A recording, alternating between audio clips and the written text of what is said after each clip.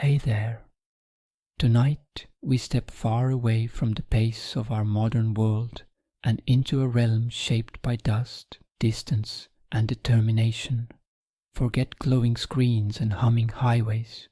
We're venturing into the harsh, hushed heart of the Silk Road, a place where silence stretched for miles, and every decision could mean the difference between fortune and oblivion. Our path leads into the shadows cast by ancient trade, not to celebrate riches or conquest, but to explore the fragile human thread that held it all together.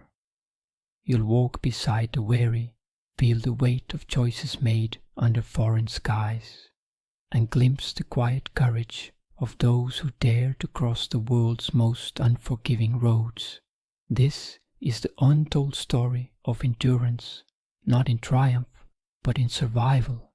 If this kind of slow, unfolding narrative helps you find calm or sleep, consider giving the video a like and subscribing. Only do so if it truly brings you tranquility.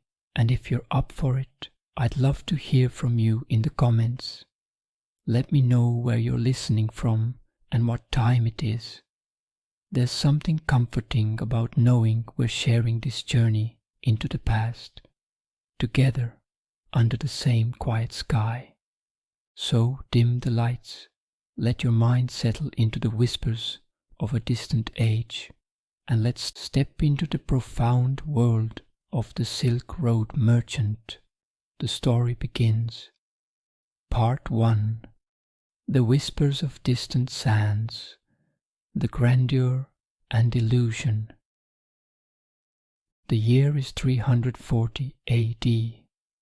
Before you stretches the Taklamakan, the place of no return, where the bones of failed merchants bleach whiter than the salt flats. A single caravan moves like a scar across the desert's face.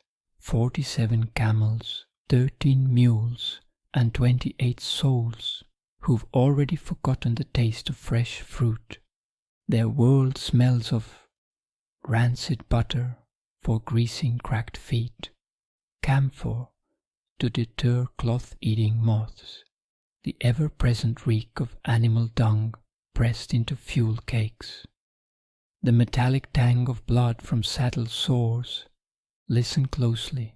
That rhythmic creaking isn't just saddle leather, it's the sound of a Sogdian merchant's back teeth grinding from stress. His ledger, written in meticulous Kharosti script, records terrifying equations. 1 bolt of Sichuan brocade equals 3 months' wages for a farming family. 1 skin of Fergana wine equals 2 days' water ration for 5 men. 1 mistake reading the stars, a slow death beneath vultures.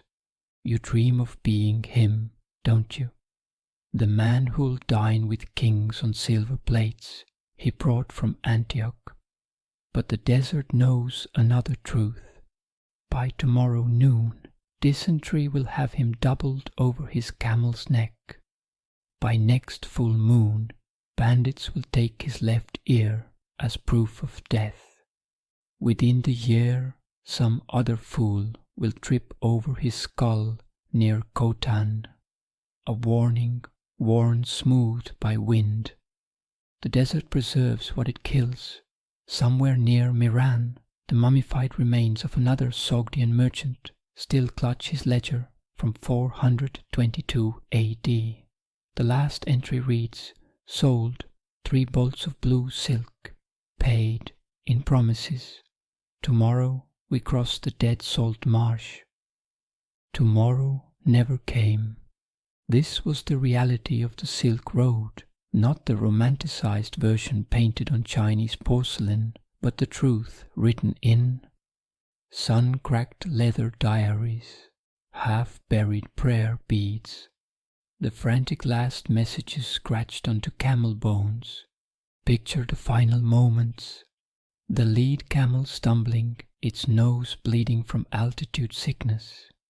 A merchant's wife, using her last silk veil to filter brackish water. A Buddhist monk chanting sutras as his fingers turned black with frostbite.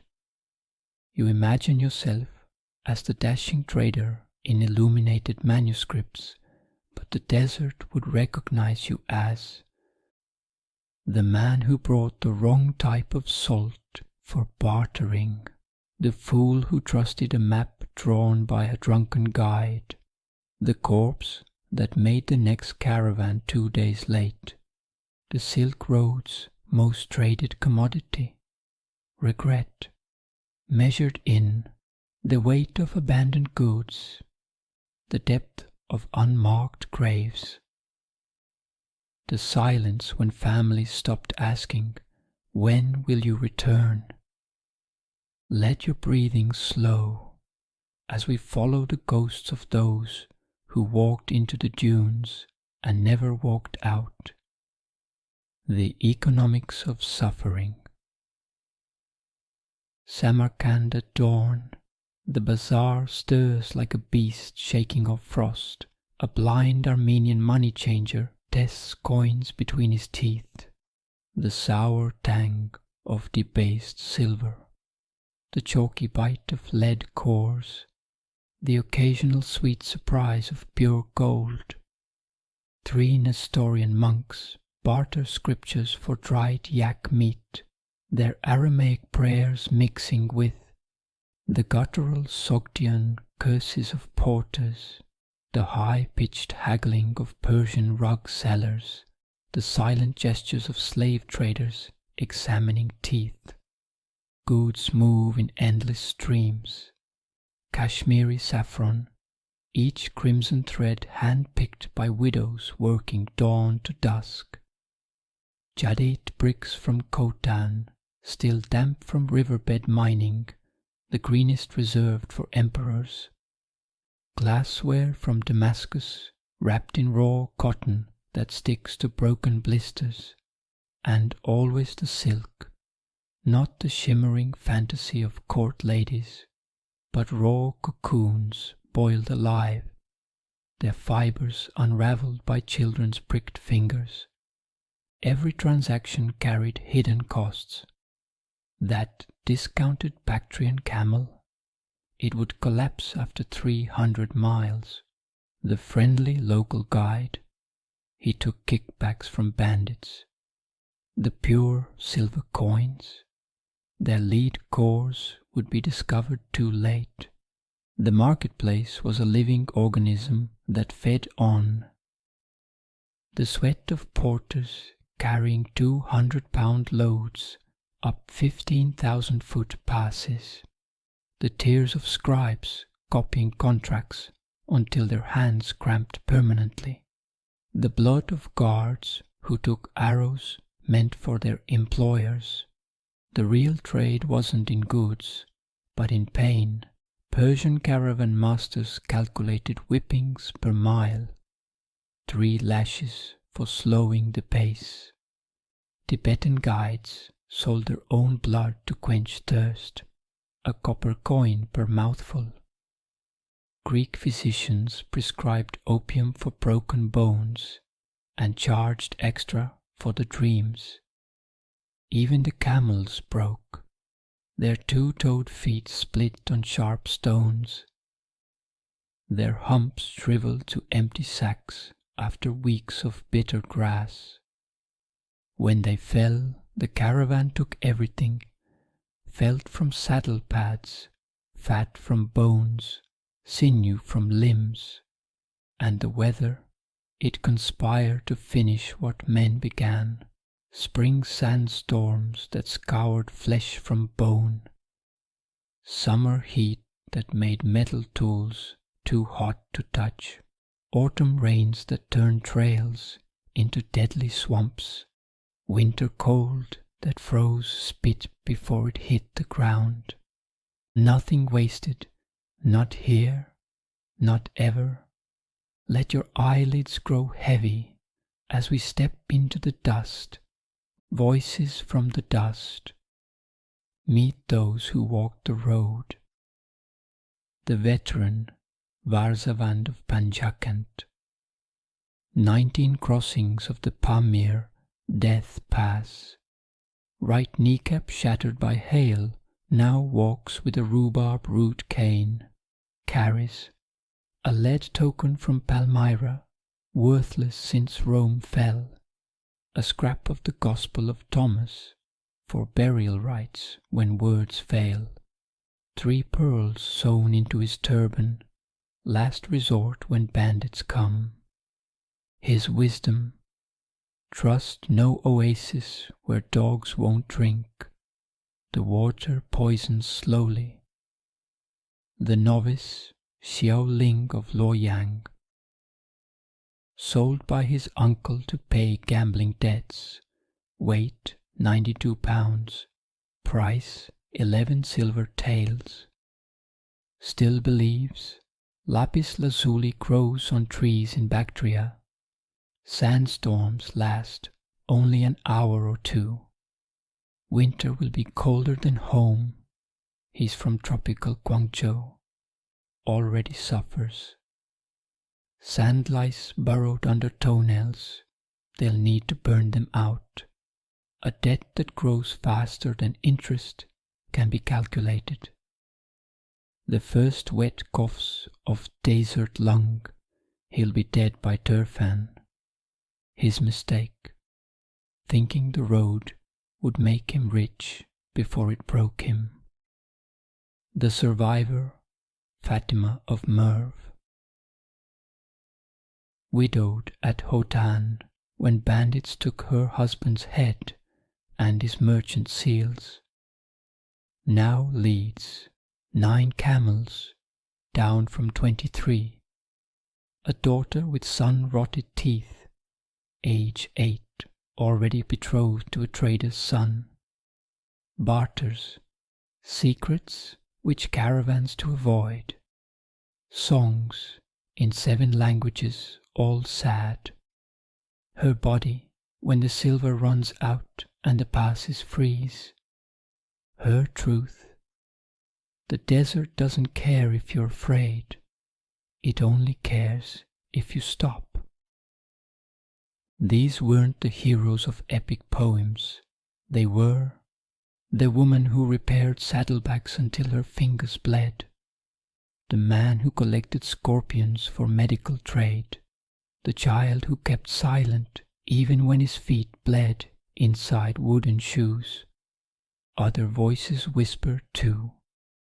The slave turned merchant, Anag of Kucha, sold at age 12 for a sack of millet. Earned freedom by memorizing every mountain pass.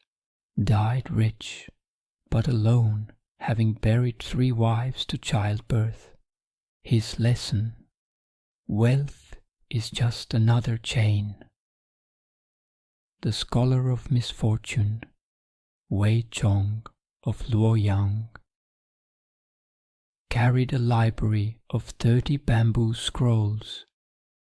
Traded knowledge for shelter. Went mad identifying stars that didn't exist in the southern hemisphere. His discovery: the sky lies differently to wandering men. The widow of the winds, Rushana of Merv.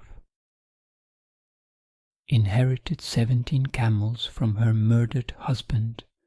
Learned to read caravan petitions upside down. Was last seen walking into a sandstorm rather than pay another bribe. Her legacy: a song still hummed by Tajik shepherds. And you'd be dead by the first checkpoint. When the inspector demanded his gift, you'd hesitate and get the worst camels. When the camel growled at midnight, you'd startle and wake the entire camp. When the guide said, "Don't drink until noon," you disobey and vomit precious water, because the Silk Road didn't test wealth or strength. It measured how much emptiness you could endure before breaking. As sleep takes you, imagine Fatima singing her daughter to rest the same lullaby her grandmother sang by the Oxus, the same tune that will one day echo over a shallow grave near Kucha. Let the melody dissolve your thoughts, as sand dissolves empires, as time dissolves all but the quiet. Part 2. The Gauntlet of Nature. The earth itself was your enemy. The desert doesn't kill you quickly, it drains you slowly of sweat, hope, direction. Out here, death is not a scream, but a silence, a camel's legs buckling, the last gulp of water turned to sand in your throat. The Taklamakan doesn't need to hunt you, it simply waits, and waits, and waits. They called it the Sea of Death. The Taklamakan was no poetic metaphor, it was a monstrous, ever-shifting ocean of sand that devoured entire caravans without leaving a trace. Its dunes could rise like waves, sculpted by winds that erased your footprints in minutes. Even the nomads feared it. Legends said, "Enter and you will not return." They weren't exaggerating. By the third day, the sun had peeled skin from noses and cheeks, like paper curling in flame. The horizon shimmered in mocking invitations. Mirages of shimmering lakes, green oases, fluttering banners, all false. One merchant, crazed with thirst, dove headlong into what he swore was a stream. He drowned in dust. At night the air turned traitorous. What had scorched by day now bit with ice. Blankets did little. The ground gave back no warmth, only a biting cold that crept up through your bones. Teeth chattered. Water skins froze solid. Fatima's daughter woke with blood in her nose and lips blue as lapis. The desert didn't sleep, and neither did they. Then came the sandstorms. They didn't look like the gentle swirls of childhood stories. These were walls, living, moving, growling walls of grit and fury that darkened the sky to pitch. Horses screamed, camels buckled, men dropped to their knees, wrapping scarves over mouths, trying to breathe through dust so fine it filled lungs like cement. One sandstorm lasted 13 hours. When it passed, 3 camels were gone. So was Xiaoling, buried, lost, swallowed by the dunes. No one knew, no one spoke. And navigation, forget stars. The wind had swept away all signs. The route vanished like a ghost under silk. The sun burned above, but it gave no direction. Even seasoned guides argued in hushed voices, watching for landmarks only they remembered. One wrong turn could add 3 days, or end the journey entirely. But the desert's worst weapon was doubt. When the water ran low, men began to suspect each other of hoarding. When the wind changed, some said they were cursed. Even the animals seemed to lose their will. Camels refused to rise, mules bucked without cause, and when one man refused to get up after a rest stop, no one argued. They left him. You always leave the ones who sit down. Yet they trudged on, because turning back was worse. It wasn't the desert that broke them, it was the mountain that followed. The treacherous mountains. The Pamirs, the roof of the world, but no one looking up from the icy gorges called it majestic. Not here, where the air thinned and every breath was a struggle. One step took the strength of 10, and yet the caravan had no choice but to climb. The paths were as narrow as a stretched ribbon, carved into the side of cliffs where one wrong step meant a fall of 1,000 feet. Wind shrieked through passes like a chorus of mourning spirits. The travellers tied bells to their animals to hear if they slipped in the mist. Sometimes the bells stopped ringing. Above them, rocks cracked and groaned in the thaw. Avalanches began without warning, just a thunderous snap, and then white fury rushing down like a god's fist. One rock slide swallowed a third of a train. They dug for 6 hours, found only one man. His legs were twisted backwards. He didn't scream, just asked for water. Even without disaster, the cold was treacherous. Glaciers hid beneath thin snow, and blizzards swept down like predators. In one stretch, they were pinned for 5 days, huddled under wool tarps, bodies pressed together for warmth, mouths shut to conserve breath. Food ran low. A mule froze to death, its body cut up before sunrise. The meat tasted like metal and regret. Still, they climbed, because descending back into the desert meant facing the sun again, and because hope, barely, lay beyond the summit. But the air betrayed them. At 14,000 feet, lungs no longer worked as they should. Even the youngest grew dizzy, vomited, fell. Fatima's daughter began coughing blood. The Buddhist monk's chants slowed, broken by gasps. The porters moved like ghosts. At night, some saw figures watching from the ridge lines. Hallucinations, or worse. Yet they moved forward, because what lay behind was death, and what lay ahead might still be worse, because once the mountains were behind them, they found no peace, just endless grass, and that's where nature truly turned cruel. The Central Asian steppes, a place so flat, so vast, that you could see for miles, and yet see nothing. No landmarks, no shelter, just wind and sky, and the sound of your own fear breathing beside you. The monotony was its own kind of madness. You could walk for days without a tree, without a rock, just an unchanging ocean of yellow-green, the grass whispering secrets in the wind. People vanished here, not from violence, but from losing their place in the world. One turned too far, and the trail disappeared behind you. Forward became backward, west became north. The mind cracked before the body ever did. When it rained, the steppes turned to soup. Routes that had been passable for decades became sucking quagmires. Wagons sank to their axles. Camels refused to move. One man drowned in what had been a road the week before.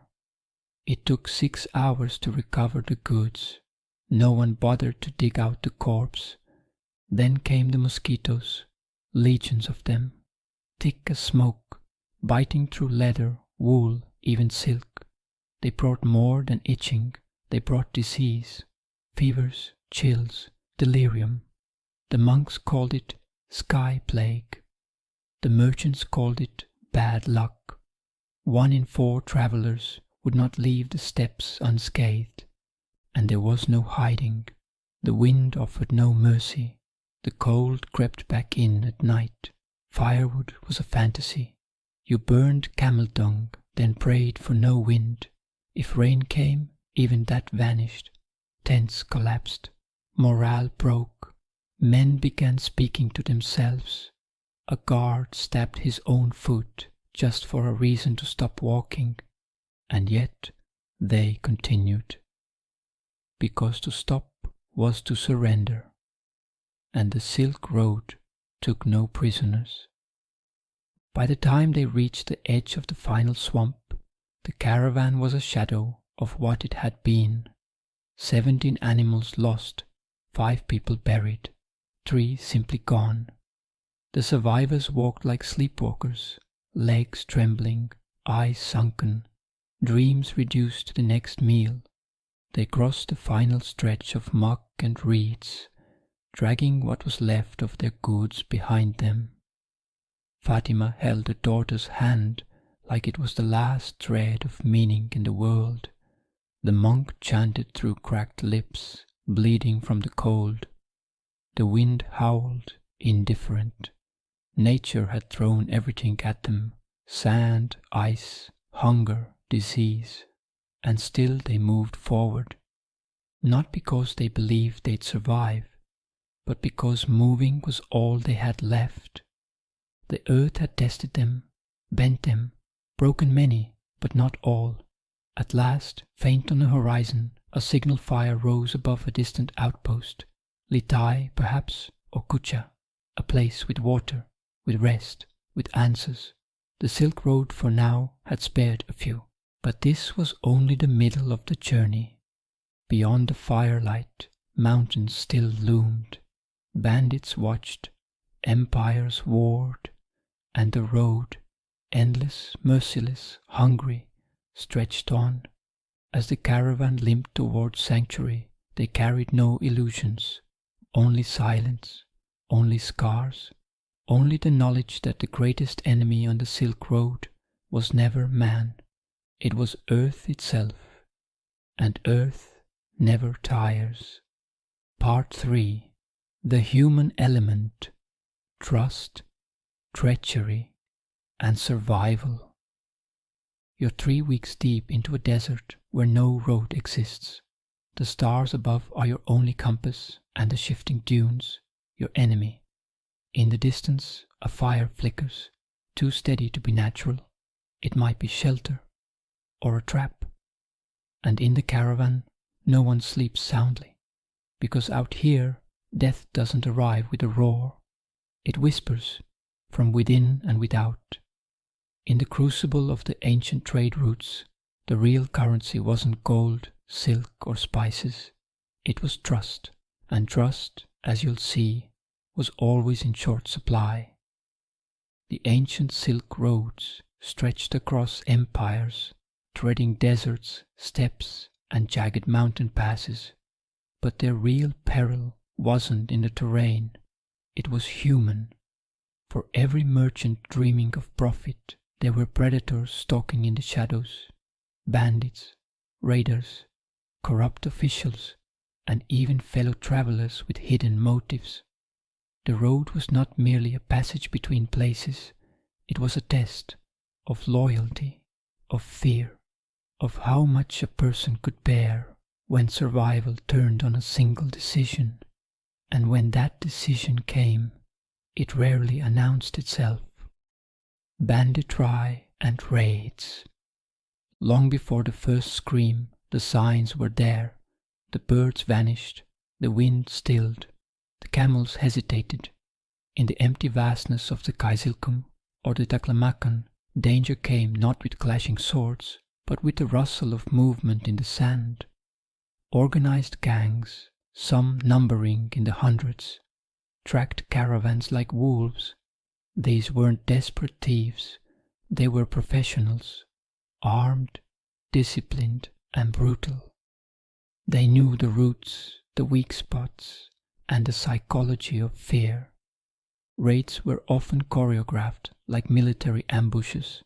The first strike might hit the rear of a caravan, cutting off escape. Then, like a closing jaw, riders would encircle, isolating the caravan's core. Those caught in the middle faced an unthinkable choice: surrender their goods or risk torture, enslavement, or worse. The stories spread like wildfire. A guide's tongue nailed to a cart for lying. A merchant buried up to his neck in the sand, left for the sun. Were they all true? Maybe not, but on the Silk Road, rumor had the power of prophecy, and fear did the rest. But not every caravan was an easy target. Some hired mercenaries, others traveled in convoys, fortified with watchtowers on wheels and layers of guards. At night, wagons were drawn into circles, an improvised fortress beneath the stars. Still, paranoia ran high, because no matter how strong your defenses were, all it took was one mistake, one unlocked gate, one sleeping sentry, and the desert would swallow the rest. Even worse, sometimes the attack never came, just a feeling of it, that creeping anxiety, that lingering sense that eyes were watching. Fear became a companion on the road, always whispering, always warning. Was that shadow a rock or a scout? Was the water tainted or just bitter? Eventually, even silence became suspect. The road didn't need to kill you. It could make you do the job yourself. But the bandits weren't the only predators. Sometimes the danger wore a badge. The peril of oases and cities. When a caravan spotted the glimmer of green on the horizon, a grove of date palms, the promise of water and shelter, hope surged. But oases were double-edged. What should have been sanctuary could just as easily be a snare. Here, under the jurisdiction of distant empires or self-proclaimed warlords, the rules changed. Protection came with a price. Taxes were extracted arbitrarily, passes forged, bribes demanded.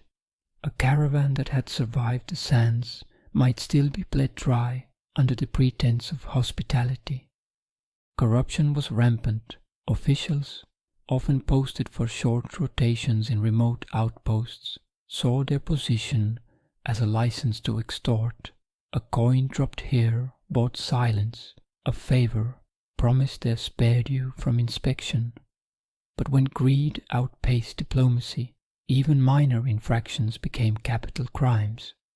One merchant lost his son for failing to produce a permit, thrown into a disease-ridden cell until his family paid a ransom in spices.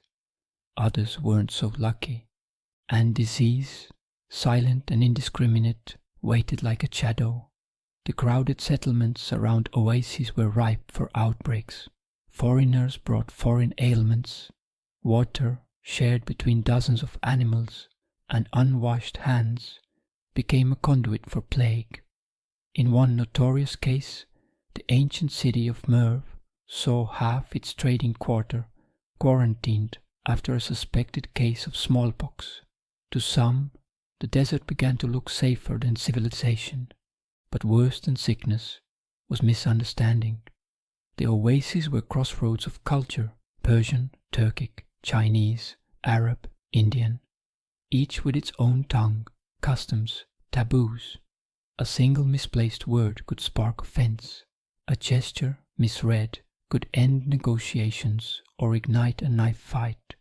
Traders hired interpreters, yes, but not every interpreter was loyal. Words were the lifeblood of trade. Twist them, and everything unraveled. Still, the greatest danger didn't always come from outside the caravan. Sometimes it slept beside you. Companions and betrayal. The road was long and solitude was fatal. Caravans bound strangers together, merchants, guards, porters, guides, even slaves, into a fragile, uneasy family. For weeks they shared food, risk, and breath. They told stories, laughed, sometimes they prayed together. But bonds forged under duress are brittle. Trust was as valuable as silk, and twice as rare. Internal conflicts were inevitable. Jealousy flared when one merchant got a better deal in the last town. Suspicion grew when goods went missing. Even a spilled water skin could erupt into violence. Leaders tried to maintain order, often through a delicate balance of favors, threats, and promises. But tension simmered, and sometimes it boiled over. The guide, more than anyone, held power. These were men and women who knew the dunes, like a sailor knows the stars. Without them, you were lost. But what if they lied? Some led caravans into ambushes in exchange for payment. Others vanished in the night, leaving their clients to die. There's a story, possibly apocryphal, of a caravan where the guide misled the travelers for days, then doubled back and looted their corpses after the desert did its work. Whether true or not, everyone had heard it. Everyone wondered. And then there was slavery, not the faceless institution of textbooks, but the personal horror of individuals trapped between worlds. Many caravans included enslaved people, cooks, water bearers, animal handlers. Sometimes they were treated kindly, sometimes they were not. But all of them carried their own silent grief, and not all accepted it quietly. There are whispers of poisoned water flasks, of camels turned loose, of merchants found dead, their throats cut with razors stolen from camp, acts of revenge or desperation. Even loyalty had its limits. When starvation set in, when death seemed certain, even lifelong friendships cracked. One man's survival meant another's sacrifice, and choices made in the dark haunted the survivors for the rest of their lives. But sometimes the betrayal wasn't human at all. One caravan, traveling from Kashgar to Herat, was hit by a sudden storm, an anomaly in that part of the desert. Visibility dropped to zero, camels panicked, supplies were lost. When the sand settled, half the group was gone. They weren't attacked, they weren't betrayed. They simply vanished, swallowed by the land they thought they understood. It revealed a deeper truth. The Silk Road was alive in its own way, capricious, watching, and in the end, indifferent. The true enemy wasn't always greed or betrayal or even cruelty. It was chance, the random merciless roll of fate. One day your guide is loyal, the next he's not. One day the oasis welcomes you, the next it burns you to ash. There were no guarantees on the Silk Road, only probabilities, and every step forward was a wager. But within this chaos, something remarkable happened. Bonds did form, real ones. In the face of danger, humanity didn't disappear, it adapted. Caravan leaders began to form alliances that spanned languages. Trade routes were plotted to avoid corrupt strongholds. Mercenary guards developed a code of honor. Even the bandits, some of them, came to prefer protection rackets over bloodshed. Stability, after all, was good for business, and stories spread of a slave who saved his master from drowning and was granted freedom, of a guide who died defending his caravan, of strangers who, by the end of their journey, became brothers. These weren't exceptions. They were part of the same story. Because when death was a constant companion, kindness became a kind of rebellion. The road didn't just test people, it changed them. In the end, every caravan reached one of two destinations, their target city or a nameless grave in the sand. But those who made it bore more than just silk or salt. They carried stories, scars, sometimes redemption. The Silk Road was never just about trade. It was about survival, and survival meant more than just staying alive. It meant making choices, who to trust, when to lie, when to forgive. It meant walking side by side with people you didn't understand and learning to see the world through their eyes. The road punished weakness, but it also revealed strength. And as night falls over the last campfire and the desert swallows the sound of footsteps, one thing becomes clear. The Silk Road was not built by empires. It was built by people, by flawed, frightened, desperate people who walked into the unknown and kept walking because they had no other choice, and because, sometimes, survival was its own form of triumph. Part 4. The Unseen Burdens, Health, Logistics, and Mental Fortitude. The Silk Road didn't just test your body, it dismantled it. It didn't just challenge your mind, it hollowed it. And it didn't just demand logistics, it devoured them. By the time a caravan reached its destination, if it reached it at all. What remained wasn't a triumphant merchant, but a survivor, scarred, starved, and spiritually scorched, because the road didn't just take your goods, it took your breath, your blood, your beasts, and your belief in control. And still you walked. By the 4th week, the caravan's rhythm had slowed to a crawl, not from terrain, but from attrition. The sun no longer burned, it baked. The wind no longer whispered, it scraped. And the silence between travelers had grown thick, not with camaraderie, but with dread, because now every cough was a death sentence, every limp a liability, and every delay a gamble with fate.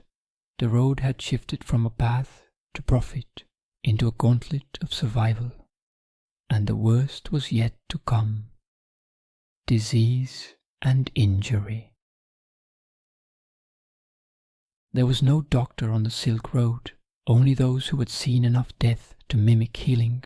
A merchant from Bactria might carry a pouch of moldy bread, penicillin in its earliest accidental form.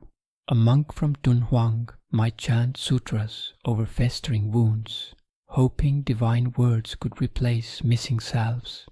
But when dysentery struck, no prayer could plug the bleeding, and when sunstroke seized a man mid-step, no herb could cool the fire in his brain. In the desert, water was life, but it was also death. Contaminated wells turned bowels into battlegrounds.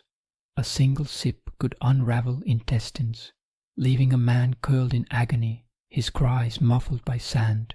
And yet, thirst made caution a luxury. You drank and you hoped, because dehydration was a quicker killer than disease. But not by much. Insects were the unseen assassins. Mosquitoes in the marshes of Fergana carried fevers that boiled the blood.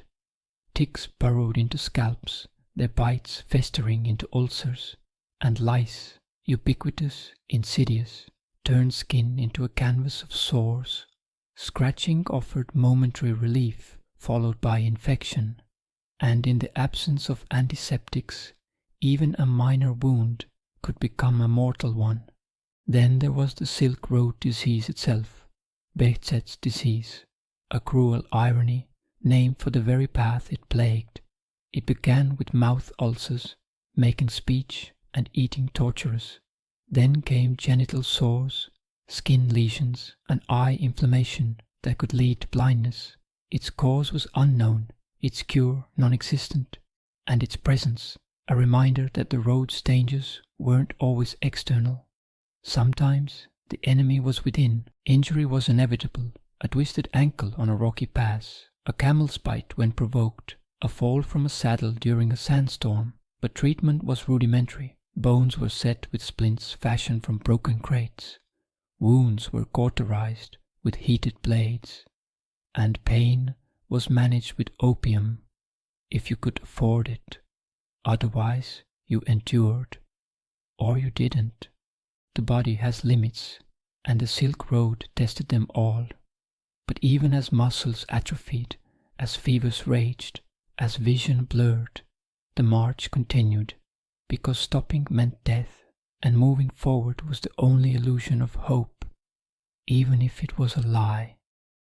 Logistics and animal welfare. Camels were the lifeblood of the Silk Road, not just beasts of burden, but partners in survival. Bactrian camels, with their twin humps and thick coats, were built for the extremes. They could go a week without water, a month without food. But they were not invincible. Overloading led to sores that festered. Underfeeding led to collapse. And once a camel went down, it rarely got back up. Water management was an art form. Wells were mapped meticulously, their reliability passed down through generations.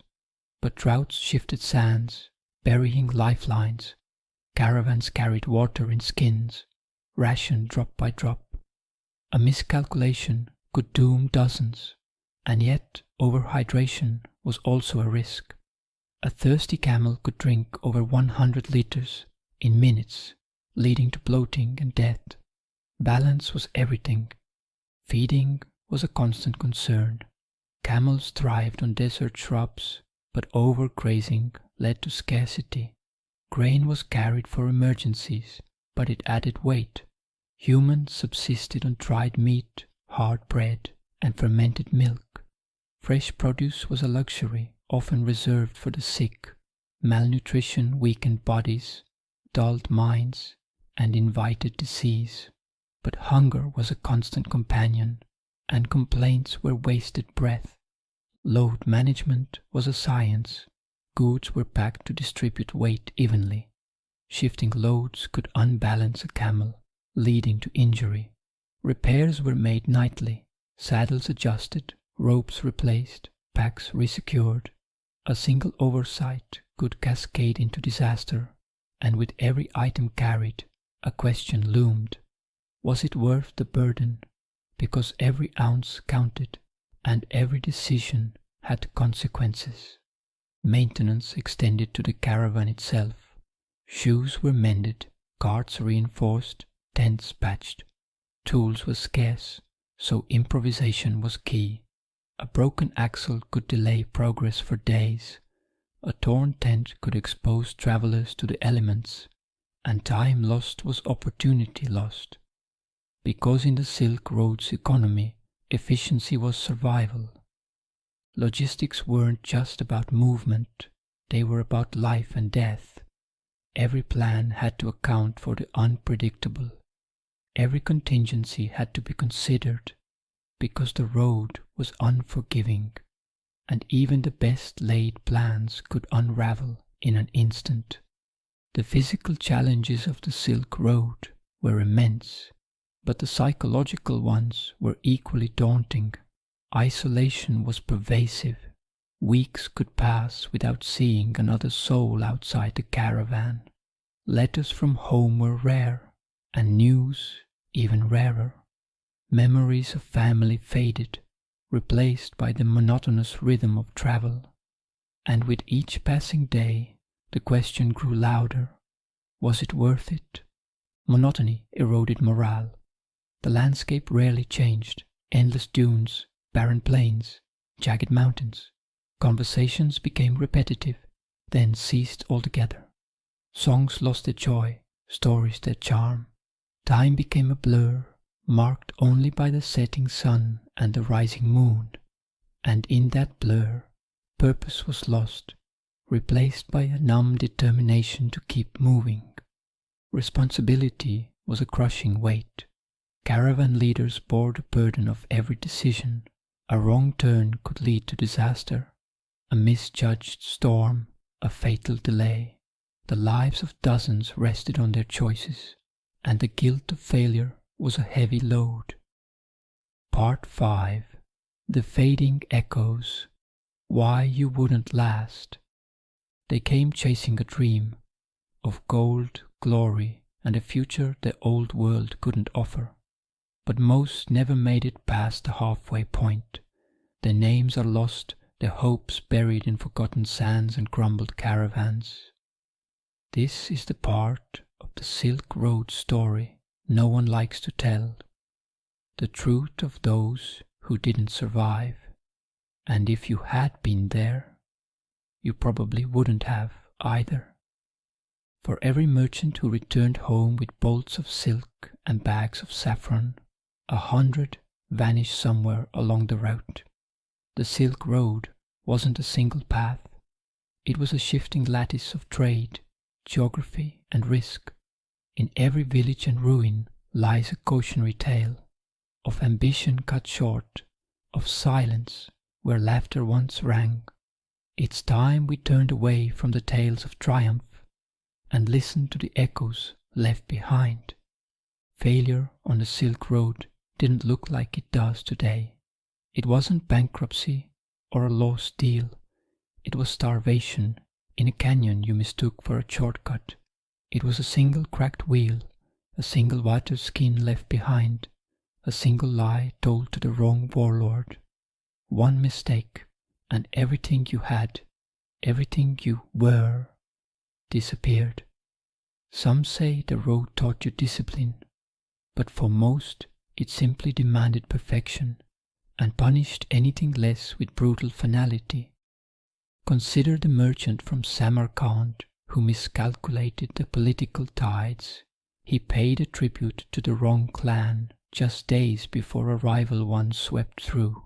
His caravan was found months later, looted, gutted, burned. They said his body was left face down in the sand, arms still outstretched as if trying to shield his ledgers. Was it greed? Was it bad luck? Or was it the illusion that anyone could ever outsmart the road? And it wasn't just nature or politics. Disease spread like whispered rumors, subtle and swift. A single infected traveler could doom a whole caravan. Imagine, weeks into the Taklamakan, and one of your men starts coughing. There's no way back, no one to help. Soon another collapses. The camels panic, supplies dwindle, no bandits, no storm, just a virus, silent, efficient, unforgiving.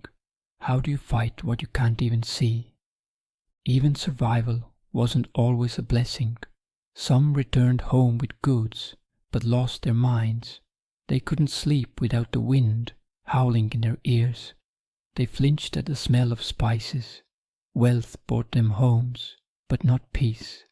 And those who lost everything, they disappeared back into the alleyways of the cities they'd left behind, too ashamed to speak of what they tried to do. Their stories end not in death, but in anonymity, forgotten before they even stopped breathing. But perhaps the most chilling truth is this: most of them knew. They knew they might not make it back, and they went anyway. Why? Because the Silk Road wasn't just a path through deserts and mountains. It was a path into the self. It tested not just your body, but your conviction. You didn't walk it because you were guaranteed to win. You walked it because the alternative was staying small, staying safe, staying unseen. Failure wasn't the bug of the system. It was the system.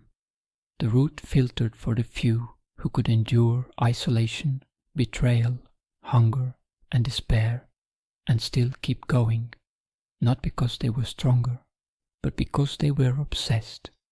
The truth is, the road didn't want everyone to make it, and maybe that was the point.